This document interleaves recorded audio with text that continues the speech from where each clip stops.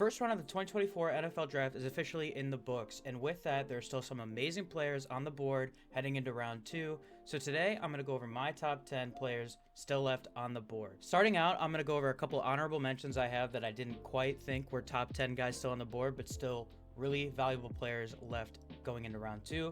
I have Marshawn Kneeland. He's an edge out of Western Michigan. Junior Colson, linebacker from Michigan.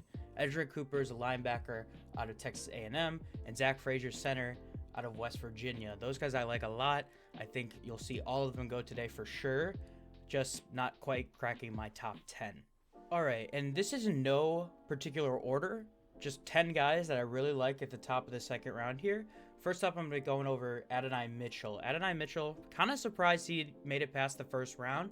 Really great player. I think the reason he dropped, effort issues.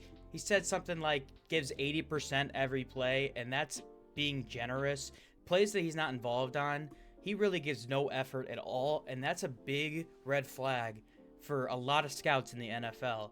But he's a very talented player. He does have some injury history when he was at Georgia, but super healthy at Texas. He has great hands. He's good with the ball, big size, good jump ball receiver. I think he's going to be really good in the NFL. I can see the Bills taking him with the first pick of the second round. I just think the reason he drops out of the first round is effort issues and maybe some of that injury history.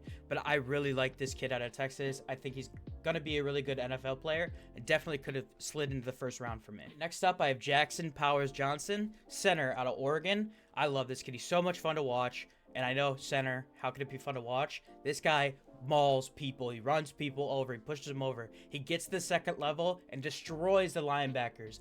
He's a great center. Like I said in my mock draft, when you watch centers and have fun watching them, you think of maybe Jason Kelsey, guys like that. This guy is fun to watch at the center position. I think the reason he falls is because he plays center. It's a little bit of a less valuable position.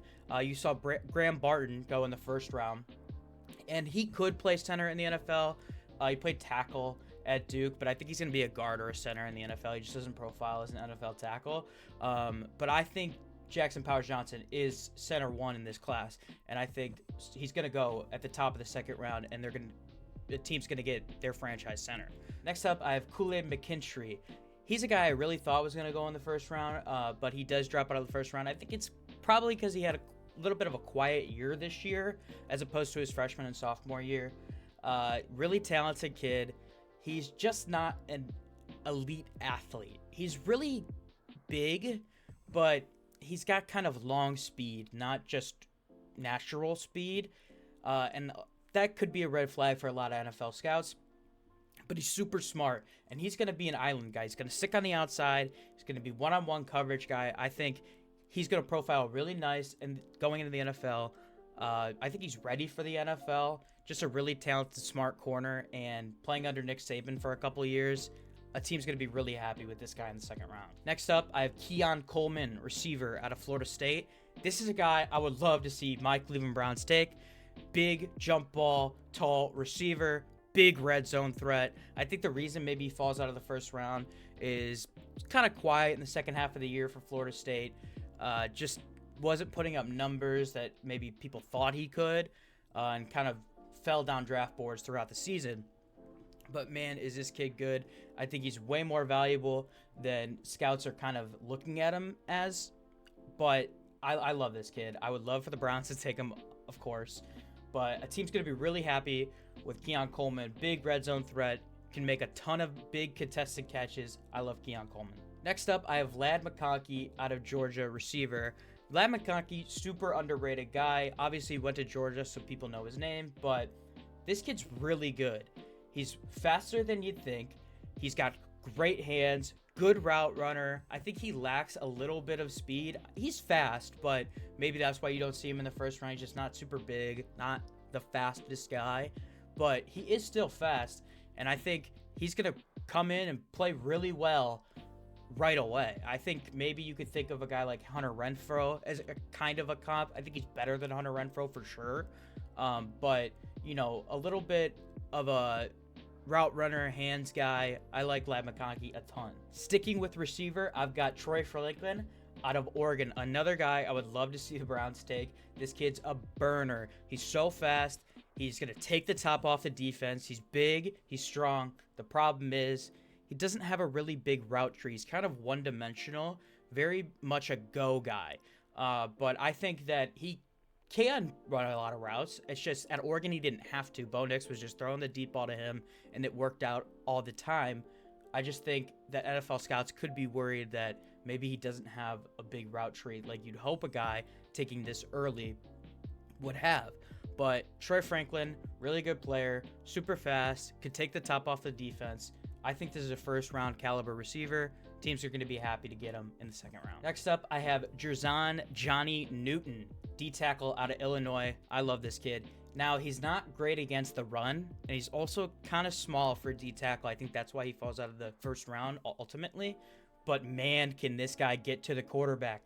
He's so quick, so fast, so powerful, so explosive. He gets to the quarterback at that D-tackle position and that 3 technique. He's really talented. Like I said, the problem is he's not super great in the run, so that can run into a lot of problems with a lot of NFL scouts, a lot of teams looking to beef up their run stopping and not quite looking for a pass rusher at that position. But a team's going to be super happy with Johnny Newton rushing the passer at that D-tackle position. Love this kid. Next up, I have Andis Rikshaw Jr. out of Mizzou. Super talented corner, was great in the Cotton Bowl against my Buckeyes. I love this kid. He's not super big and he lacks some speed, but he's got great feet, sticky and press man. He's quick. He's going to stick on the outside and he's going to do it well. I think he's going to come in. I think he might take a little bit of time to translate into the NFL, but not too long. I like this kid a lot. I think he has CB1, CB2 potential on a lot of teams in the league, and he's going to play the outside. I don't think this kid moves to slot. I think Koala McKenry, like I talked about before, could move to slot. I just doubt it, but this kid I think stays on the outside. I don't think he'll move to slot.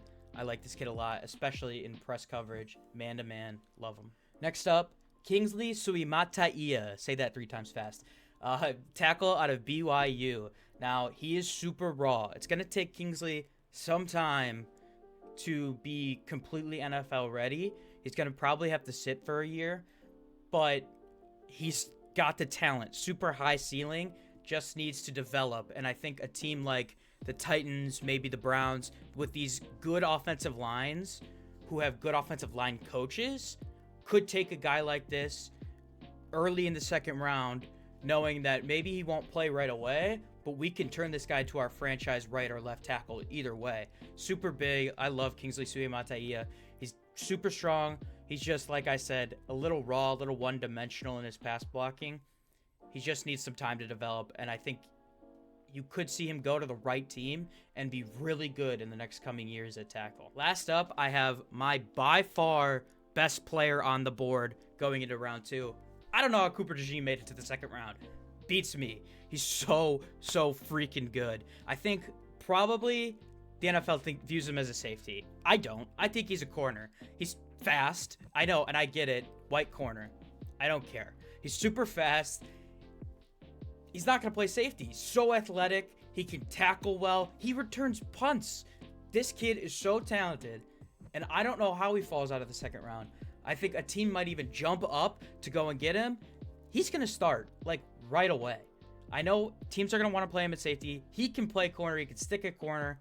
I love Cooper DeJean. I think he's the best player by far still available. Can't believe he didn't go in the first round. I mocked him at 15th overall to the Colts, and he's still there at 33. That blows my mind. Biggest faller of the draft for me. But yeah, that's my top 10 guys still available going to the second round. Let me know what you guys think of stuff like this. I'm working really hard on these videos. I'm having a lot of fun. Trying to push stuff out. Love the NFL draft. So let me know what you think. Thanks for watching.